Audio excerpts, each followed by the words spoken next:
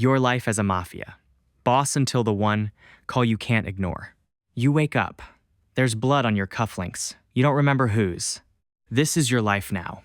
You are the boss. Not born into it. Chosen for it. 12 years ago, you were nobody.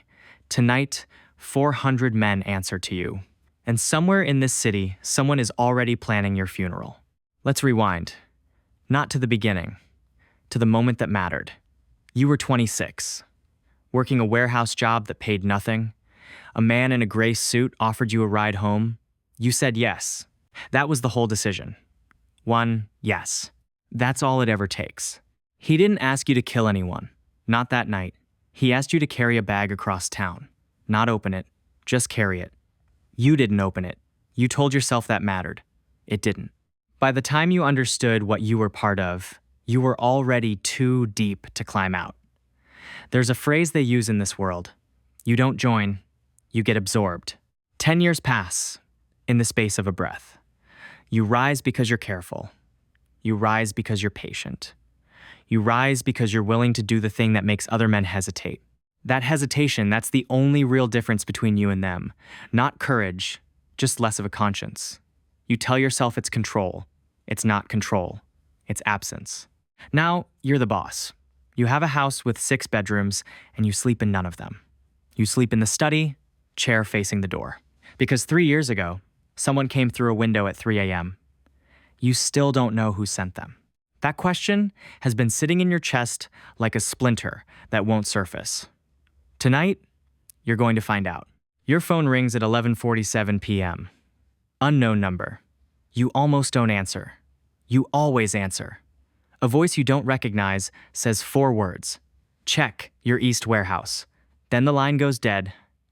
You sit very still. Because nobody outside your inner circle knows what's inside that warehouse, which means someone inside your inner circle is talking. You drive there yourself. No driver, no bodyguard. If this is a trap, you want to see the face behind it. The warehouse is dark, the lock's been cut. Inside, a single light hangs over a chair. And in the chair, tied, gagged, is your accountant, the man who's balanced your books for 9 years, the man who knows every account, every name, every buried transaction. Someone wanted you to find him like this. A message, not a rescue. You cut him loose. When he finally speaks, he says one sentence that changes everything. They know about the ledger. You don't react. You never react. But inside, something drops. That ledger isn't just numbers. It's every deal, every payoff, every judge you've bought. If it surfaces, it's not just your empire that falls. It's you. Here's the part nobody tells you about this life. The violence isn't the hard part. The hard part is trust. You cannot trust your closest friend. You cannot trust the woman who shares your bed. You cannot trust the man who saved your life twice. Loyalty has a shelf life.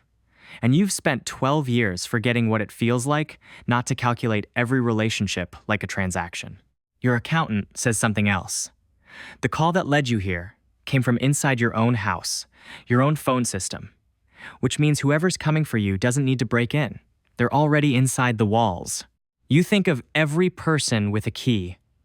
Your driver, your lawyer, your brother, who you promoted 6 months ago because you thought family was the one thing you could trust.